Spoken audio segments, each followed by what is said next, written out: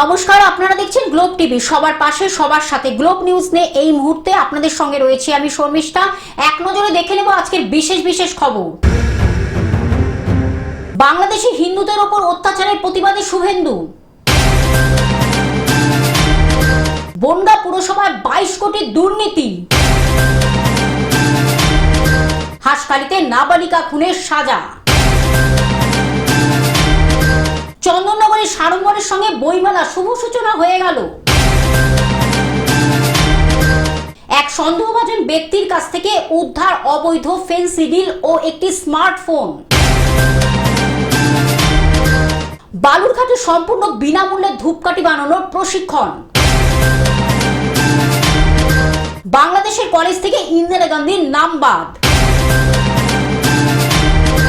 ঘন কুয়াশায় কাটোয়ায় সাময়িক বন্ধ ফেরিঘাট। গোল বিতর্ক থামাতে নতুন প্রযুক্তি ফিফার। আবহাওয়ার পূর্বাভাস।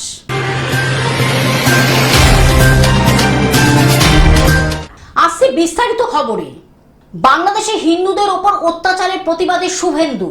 বাংলাদেশে হিন্দুদের ওপর অত্যাচারের প্রতিবাদে শুভেন্দু অধিকারী। বাংলাদেশে হিন্দুদের ওপর অত্যাচারের প্রতিবাদে পণ্য রপ্তানি বন্ধের দাবি শুভেন্দু অধিকারী। বাংলাদেশের উপর চাপ বাড়াতে পণ্য রপ্তানি বন্ধের দাবি শুভেন্দু অধিকারী। পুলিশের বিরুদ্ধে ফুঁসছে সনাতনী বাংলাদেশে।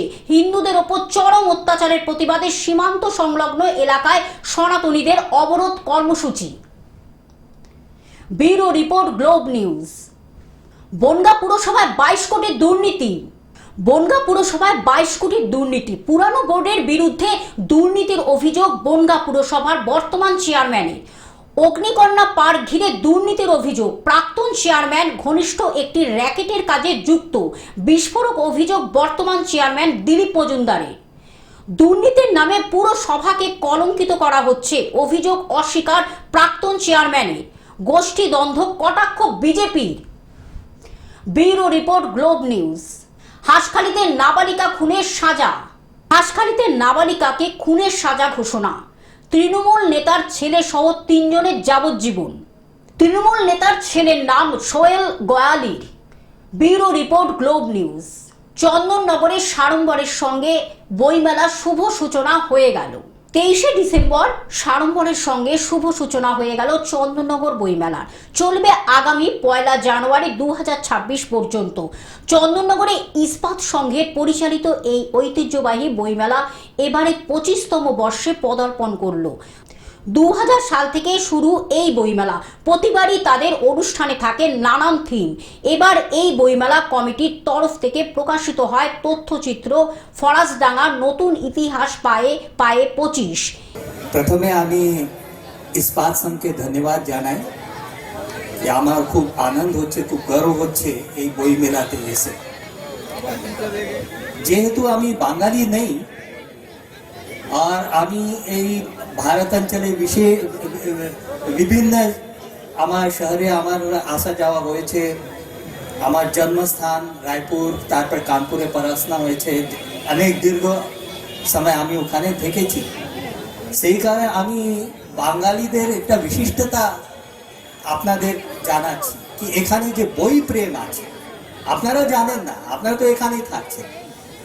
কিন্তু যে আমরা দেখছি এখানে কলকাতাতে বই মেলা হচ্ছে, এখানে বই মেলা হচ্ছে, অন্যান্য শ্রীরাম চক্রবর্তী বলেছে অন্যান্য জায়গায় বই মেলা হচ্ছে। এটা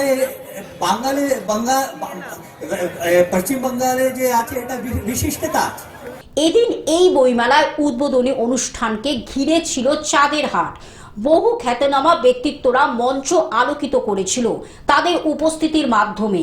এদিন চন্দননগর ইস্পাত সংঘ এবং বইমেলা কমিটির সভাপতি সুশান্ত সিংহ জানান যে তাদের এই দীর্ঘদিনের পথ চলা প্রথমে এতটা সহজ ছিল না।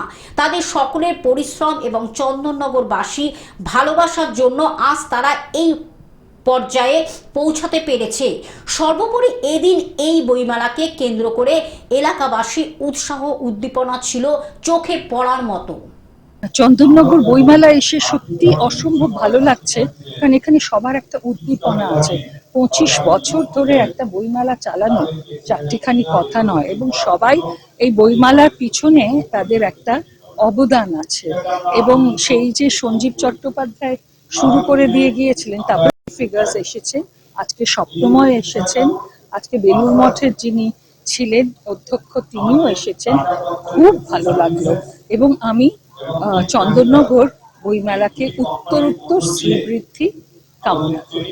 কলকাতা থেকে অনির্বাণ দত্তের রিপোর্ট, গ্লোব নিউজ।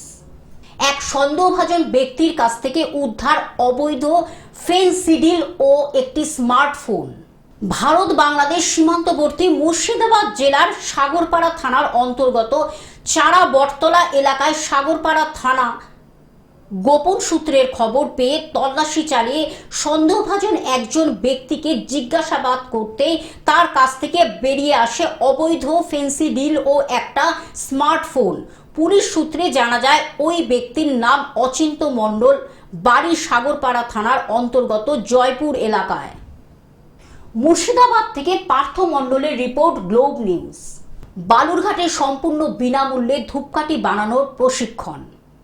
বালুরঘাট বঙ্গী বিশ্বাস পাড়ার পদ্মপুকুর মোড়ে ভারত সরকারের অধীনস্থ পাঞ্জাব ন্যাশনাল ব্যাংক দ্বারা পরিচালিত দক্ষিণ দিনাজপুর গ্রামীণ স্বনিযুক্তি প্রশিক্ষণ কেন্দ্রে পিএনবি RSETI দক্ষিণ দিনাজপুর জেলার 18 বছর থেকে 45 বছর বয়সী পুরুষ ও মহিলাদের স্বনির্ভর করে তোলার লক্ষ্যে 17 ডিসেম্বর থেকে 28 ডিসেম্বর পর্যন্ত সম্পূর্ণ বিনামূল্যে ধূপকাঠি বানানোর প্রশিক্ষণ চলেছে। এই প্রশিক্ষণে জেলা বিভিন্ন প্রান্ত থেকে মোট 20 জন ধূপকাঠি বানানোর প্রশিক্ষণ নিচ্ছে। প্রশিক্ষণ নিতে যে সমস্ত জিনিসের প্রয়োজন হয় সবকিছু প্রশিক্ষণ কেন্দ্র থেকে সরবরাহ করা হচ্ছে। 12 দিন ব্যাপী চলা এই প্রশিক্ষণের মাধ্যমে ধূপকাঠি বানানোর বিভিন্ন বিষয়ে প্রশিক্ষিত করার পাশাপাশি কিভাবে নিজেকে আত্মনির্ভর করে তোলা যায় সেই বিষয়ে প্রশিক্ষিত করা হচ্ছে। প্রশিক্ষণ চলাকালীন প্রশিক্ষণ কেন্দ্র থেকে টিফিন ও দুপুরের খাবারের বন্দোবস্তও করা হয়। দূর থেকে আসা প্রশিক্ষণার্থীদের জন্য সম্পূর্ণ বিনামূল্যে আবাসিক সুবিধা সহ প্রশিক্ষণের ব্যবস্থা করা হয়েছে। প্রশিক্ষণে গ্রামীণ এলাকায় বসবাসকারীদের অগ্রাধিকার দেওয়া হয়েছে। প্রশিক্ষণ সম্পূর্ণ হওয়ার পর ব্যাংক ও গ্রাম উন্নয়ন মন্ত্রক দ্বারা স্বীকৃত শংসাপত্র অর্থাৎ সার্টিফিকেট প্রদান করাও হবে। দক্ষিণ দিনাজপুর থেকে জয়দীপ মৈত্রের রিপোর্ট, গ্লোব নিউজ। বাংলাদেশের কলেজ থেকে ইন্দিরা গান্ধীর নাম বাদ। বাংলাদেশের কলেজ থেকে ইন্দিরা গান্ধীর নাম বাদ। ইউনুসের বাংলাদেশে বাদ ইন্দিরা গান্ধীর নাম। বাংলাদেশের কলেজ থেকে ইন্দিরা গান্ধীর নাম বাদ গেল। পঞ্চগড়ে মুজিব ইন্দিরা কলেজ এর নাম বদল। মুজিব ও ইন্দিরা নাম মুছল ইউনুস সরকারের। রাজশাহীর বঙ্গবন্ধু কলেজের নাম বদল। Bureau report, Globe news. ঘন কুয়াশায় কাটোয়ায় সাময়িক বন্ধ ফেরিঘাট। ঘন কুয়াশায় থমকে নৌকা চলাচল কাটোয়ায়, সাময়িক বন্ধ ফেরিঘাট তলানিতে। দুর্ঘটনার আশঙ্কা, সাময়িক বন্ধ। সকাল থেকে নৌকা না চলায় যাত্রী ভোগান্তি। কাটোয়া থেকে নদিয়া যেতে হয়রানি। Bureau report, Globe news.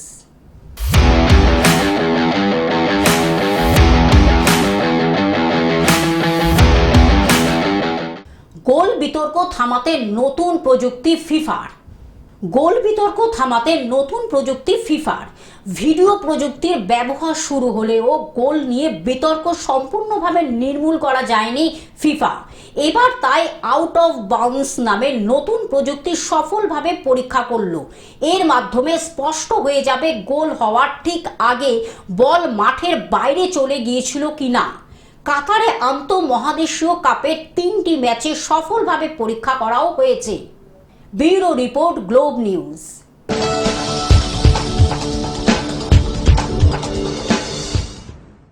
আবহাওয়ার পূর্বাভাস। আগামী 7 দিন শুষ্ক আবহাওয়া থাকবে। সর্বনিম্ন তাপমাত্রা ধীরে ধীরে কমবে।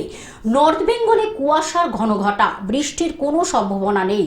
দার্জিলিং, জলপাইগুড়ি, কোচবিহার, উত্তর ও দক্ষিণ দিনাজপুরেও কিছু এলাকায় ঘন কুয়াশার সম্ভাবনা রয়েছে। আগামী 2 দিন সকালের দিকে এই ঘন কুয়াশা থাকতে পারে। দক্ষিণবঙ্গে ঘন কুয়াশার সতর্কবার্তা নেই, তবে কলকাতা সহ সাউথ বেঙ্গলের জেলাগুলিতেও সকালের দিকে হালকা মাঝারি কুয়াশার সম্ভাবনা রয়েছে। সর্বনিম্ন তাপমাত্রা উত্তর ও দক্ষিণবঙ্গের বেশ কিছু জেলাতে স্বাভাবিকের থেকে 1 থেকে 2 ডিগ্রি সেলসিয়াস নিচে রয়েছে। বুধবার 24 ডিসেম্বর থেকে দক্ষিণবঙ্গের জেলাগুলিতে ক্রমশ নামবে পারদ। সর্বনিম্ন তাপমাত্রা 2 থেকে 3 ডিগ্রি সেলসিয়াস নামতে পারবে বলে অনুমান। Bureau report, Globe news. Television ছাড়া গ্লোব নিউজ এখন সর্বত্র সমাজ মাধ্যমে উপলব্ধ।